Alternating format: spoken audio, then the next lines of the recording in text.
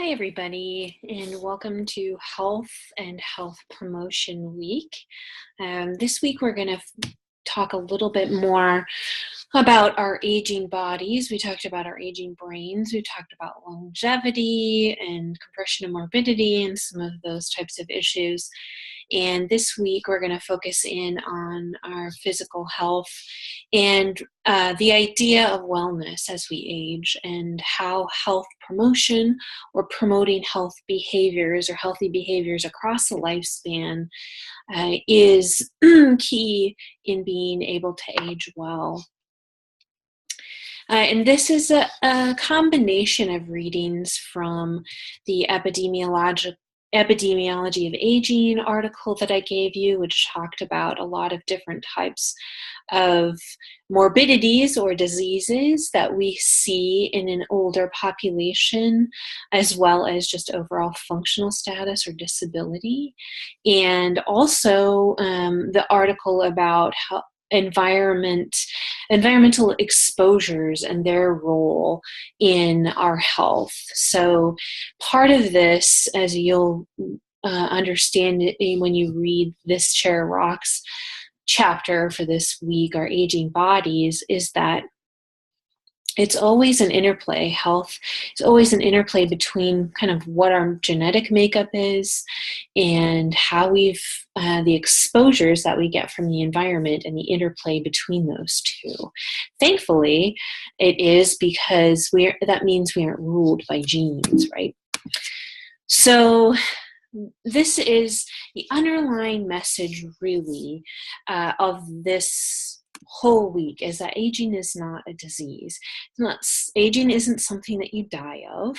Unfortunately, age is often equated with dying and disease, as we talk about in the chapter, in the This Chair Rocks chapter. In reality, we've looked at aging as a disease over time because it does happen that illnesses or chronic diseases are associated with age. So the longer you live, the more likely you are to have one or more chronic diseases just by virtue of living longer. But it doesn't cause it. It's not perpetuating disease. Age isn't perpetuating disease. It just happens that you accumulate more because you live longer, just as you accumulate more years of life as you live longer. So they're not the same. Aging is definitely not a disease. There are some diseases, and don't get me wrong, and this was brought out in the book too, that are attributed to a longer life, right? So, and they're life course diseases, so it's definitely not something that just appears in old age, but accumulates over time. Things like spinal stenosis or different types of arthritis, as the book mentioned there. But these are largely affected, some of these diseases that are more associated with the aging process are largely affected still by our lifestyle factors. So we can't get away from that. I'm sorry to say, we can't blame everything on our genes or just the biology of aging. Part of it is our own problem, which we'll talk more about as we talk about health promotion and changing health behaviors or supporting good health behaviors across a lifespan. And early intervention is always key in these cases, right? So the earlier that we start in life with positive health behaviors, the more likely we are to kind of stave off chronic disease or more problems as we accumulate years of life, I guess. So another thing that is sort of proof of the fact that aging is not a disease or they're not the same thing is that there is so much variation across age. So age itself isn't the best predictor of disease when we look at different age groups, in fact. So let's take, for example, younger olds, so those in their 60s and early 70s, middle olds, 70s, to low 80s, and 85 plusers, which are our oldest older olds category. So you could say, yes, a lot of our stats when we look at disease are broken up in those places, but there happens to be more variability or more difference within those groups than is defined by just their age. So you've seen one 85-year-old, you've seen one 85-year-old. They don't all have 3+ chronic diseases, even if the stat bars, in this particular study say they do. There's much more within group variability in age, suggesting that there are a lot of other factors besides age that predict disease, which it's true. We don't want to dismiss symptoms or health issues for older adults or any age. Those are very important, and we want to treat them and treat them well, treat them effectively. But when we equate the two, so let's say you say, well, age is a disease. How do you think that affects the way providers treat those symptoms? So this has come up a lot in our readings and in our in discussions in the different video lectures, is once you start saying that symptoms are just dismissed due to aging, then you start losing the real meaning of these symptoms and that they could be something bigger, something treatable. So a lot of times if an older adult comes in, and they complain of pain or something similar to arthritis, or things like my vision is going, my hearing is going, a lot of times they're sort of just dismissed as, oh, that's just a part of aging, they don't really have anything. When in fact, they may have something very treatable or preventable from getting worse, and it's sort of just dismissed because it's equated with age. So that's one major problem and challenge of of condoning this myth that aging is a disease. Okay. So this chair, and when we're talking about the chapter in This Chair Rocks, we also, there we go. We also get the concept of separating these two, right? So what is healthy aging and what is chronic disease, and how do they interplay? So I want to underscore that this isn't a binary. This isn't an either or, right? So if you look at that top graphic there, disease on one side and healthy aging on the other side, you can either have disease or you can have healthy aging. This is not the case, and this is again underscored in This Chair Rocks. Not only is poor health not inevitable as we age, but aging and disease are not on one continuum. You can certainly have both, and it's more accurate to look at it as this bottom grouping, which is that you have both healthy aging and disease can overlap onto each other.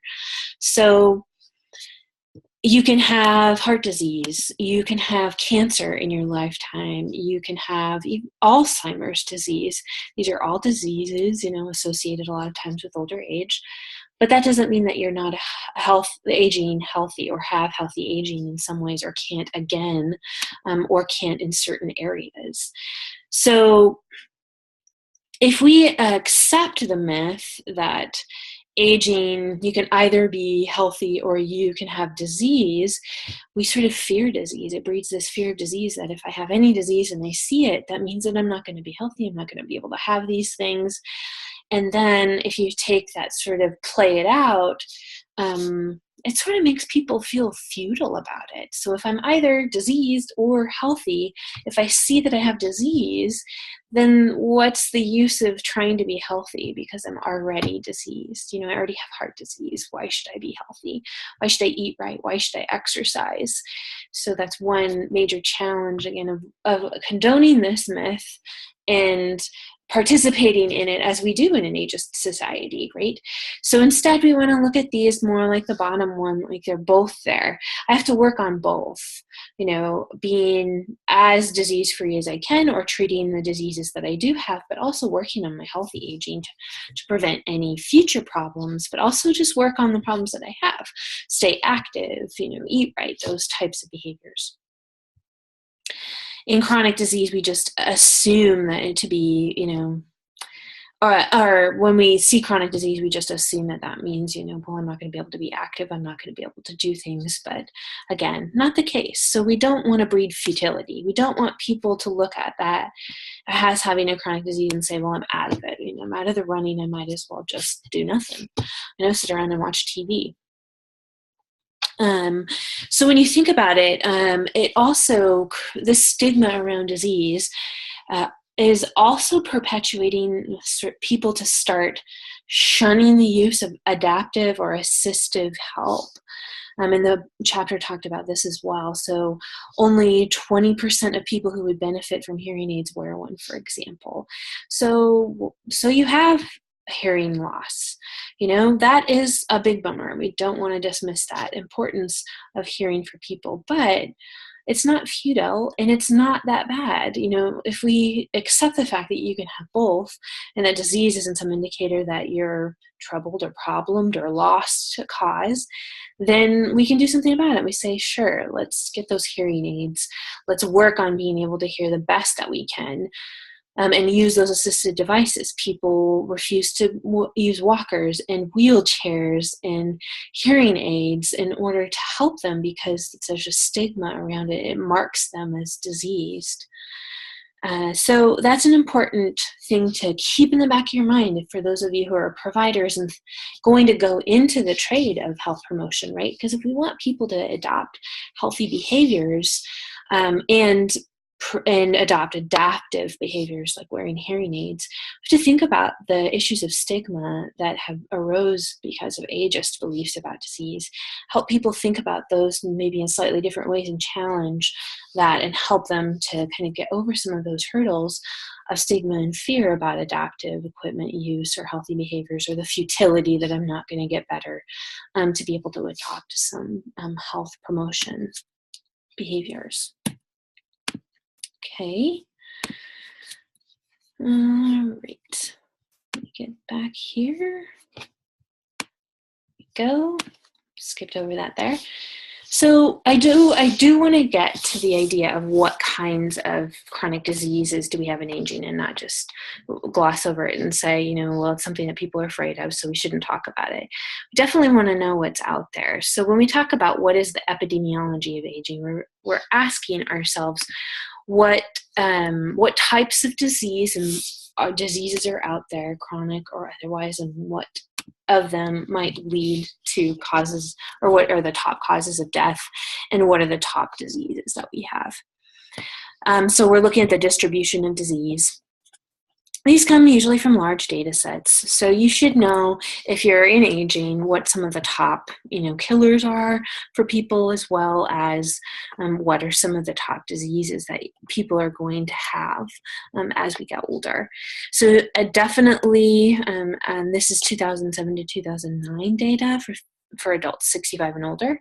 We have heart disease and cancer vastly leading the way for causes of death, but also we have lower respiratory diseases like COPD.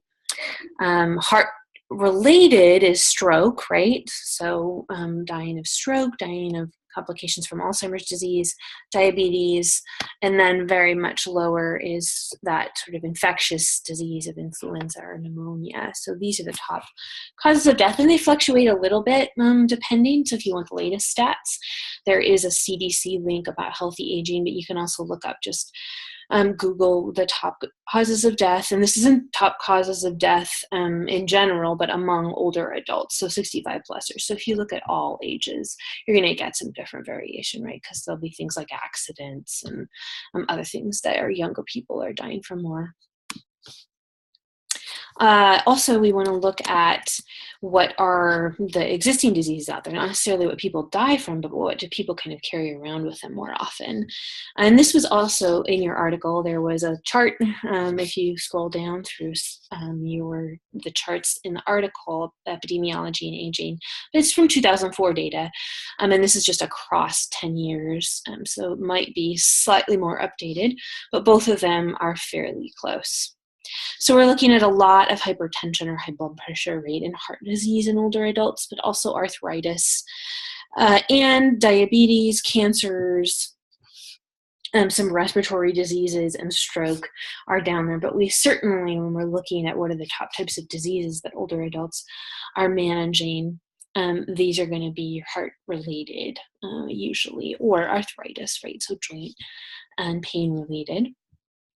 And we look at the different Well, when you look at older Americans with one or more chronic conditions, so one or more of these types of conditions over here, you can see the percentages by different age groups. So we do tend to see an increase, right, over time of more than one chronic disease just as you live longer.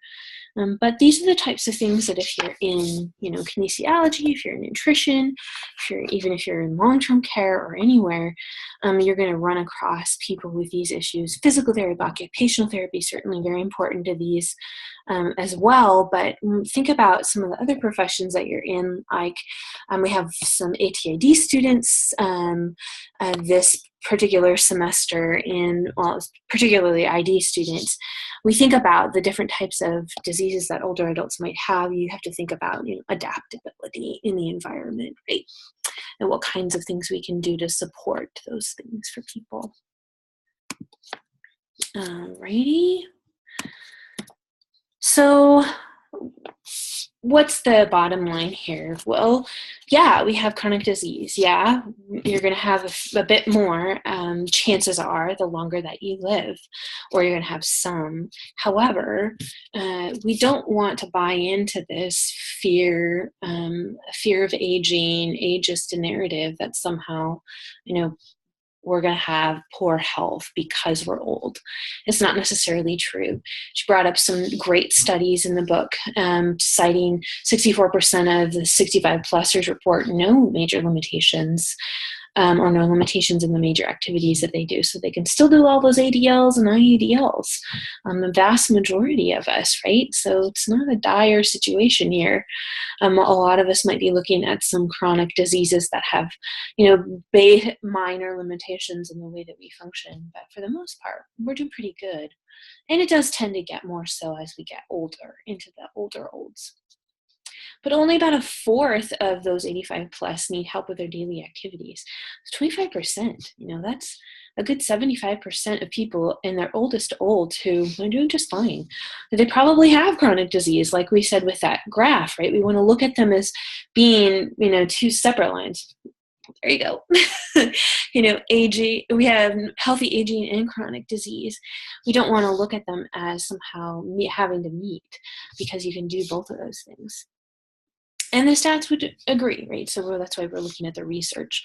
She talked about a study of older men who we started following them in their 70s, looked into their 90s, and we found that, the guys in their 90s, they had no more chronic disease than the average person in the adult population. So yeah, they had some, but those that survived had just about as much as everybody else did. So, it's not that we're necessarily be breaking down like that, sort of breaking down of the one hoss shay, as we went along. We talked about in the longevity lecture, but we're probably just kind of cruising a bit, slowing down a little bit, doing different things, and having some chronic disease potentially, but not more so necessarily than the next guy or gal. So what do they find when they look across some of these studies that produces more quality or a quality of life or wellness among older adults? Huge one, which we also read in the article the other article that you were reading, the online article about why we might be getting less healthy as we age, is smoking. That's a big deal. So a lot of health promotion people, or people who are working on changing health behaviors of people, are targeting smoking, because that has the most bang for your buck almost across all interventions. If you can stop people from smoking, either prevent or stop, smoking if you were a smoker, that's a huge chunk right there of being a lot more healthy and living healthier longer. But we also have 4 other main areas that were found in that particular study. And these aren't the only health behaviors that matter. But we look at things like controlling your weight, controlling your blood pressure, regular exercise, avoiding diabetes. And a lot of these things are related, as you could probably guess, to nutrition, physical activity, things like that. But these are the 5 major areas that they found in larger research studies that were the most helpful in staying healthy longer. Again, not smoking being a huge one. And there are a lot of other health behaviors that are great, and this is from a previous lecture, but, making sure that you're getting enough water, that you're eating well, those types of nutritional interventions, also psychological interventions like managing your stress, making sure you have time to relax, chilling out, having positive ideas about aging. Remember that we found that was related to mortality, being able to laugh, watching your weight, focusing on fitness, definitely not smoking, getting sleep, getting enough sleep, which I'm sure most college students are familiar with sleep deprivation, but that's a huge one. Getting enough sleep is major for your cognitive, physical, emotional health. And when we talked about staying healthy longer in the book, we found that the research will tell you that about 75% plus of our health or our longevity is related to our environment and our health behaviors. So health behaviors and exposures in the environment, like toxic exposures and other things like that, are going to be more important to our longevity and health over time than our genetics are. So that the good news is a lot of that is changeable, right? So 75% or more, or a little bit less, of our own health and well-being is related to our environment and our behaviors, which includes our attitude, right? Our attitude helps as well. That's a huge piece of the puzzle that we have to work with to help change behaviors, change attitude, and change environment. So great news. We have the biggest chunk of the pie to be able to work with. And she gave some great examples in the book about people who had changed their health behaviors or even adapted their health behaviors. In the case of Hazel Miller, if you remember that example, she loved to dance, and when she was unable to have a partner to dance, she took up line dancing. So, adaptation over time. But that is what I want you to focus on for your health promotion exercise. So you're going to have an assignment this week that's related to health promotion, and that is making a handout. So we've all probably been to the doctor's office, and if you haven't or don't remember going to a doctor's office recently, kudos to you. But you see all the time pamphlets, right, in the doctor's office about, do this or do that, or how to quit this, or how to do this, or get your flu shot, and little facts about, what it does or how to involve yourself in an activity that helps, like, 5 steps to weight loss, or preventing the flu by getting your flu shot, and this is what you can prevent. So those little handouts is what I'd like you to do. The assignment, which you can look on Canvas and it will be described more, is to basically create the one-page handout, 1 to 2 page, it can be front and back, of how to prevent some kind of problem from arising. So you'll focus in on health behavior or changing a particular health outcome, and you'll focus in on steps to do that. So let's say that you're trying to help people control their weight to prevent things like obesity, heart disease, things like that. So you might say, and then you want to give people information about how to do that. So this has to focus on older adults. So you're targeting people 65 plus. You could target specific population like women, men, women who are 65 to 75, whatever it is, but you'll pick a kind of a health problem, and you'll make a little handout about how to address that and include in that some kind of supporting a positive health behavior or changing a poor health behavior, like maybe quitting smoking or something like that, or getting more sleep. Or whatever is related to helping the health problem that you're addressing. So I've had people do this in the past. They pick things like stopping smoking, or meditating to have less stress, or eating your fruits and vegetables in order to prevent obesity or heart disease or those types of problems. So there's a lot of options. And if you're wondering if yours is okay, read the assignment first, because there's more details on Canvas, and you can email me and ask, well, I'm thinking about doing this.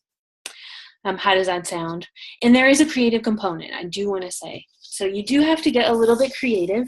You can do that in Word, you can do it in a PowerPoint slide, you can do it in, Pictochart if you want to use infographic type of free online materials, but it doesn't have to be super fancy. It just needs to have a creative component and look good. So it's something that I would pick up in a doctor's office versus 100% text, no pictures, no visual interest. I'm probably not going to pick that up as a patient because it's going to look real boring, and it's not going to catch my eye. And it should be digestible information, small, short snippets, bullet points, things like that. So, all right, dig into that online. You will find that in your assignments, as well as on week 7 module. It's listed, and there's a link there.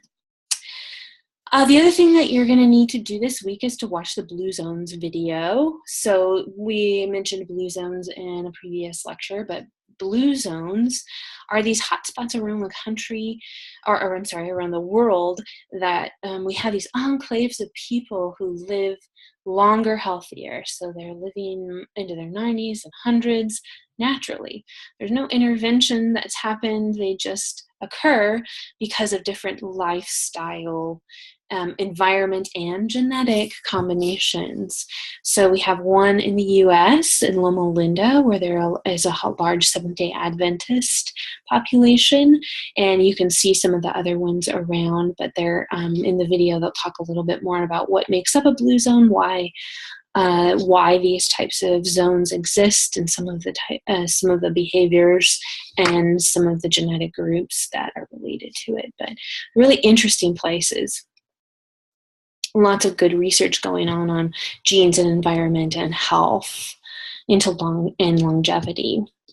All right, so I want you to do those things for this week, as well as the readings that we've listed, and email me if you have questions about the health promotion handout. All right, thanks, guys.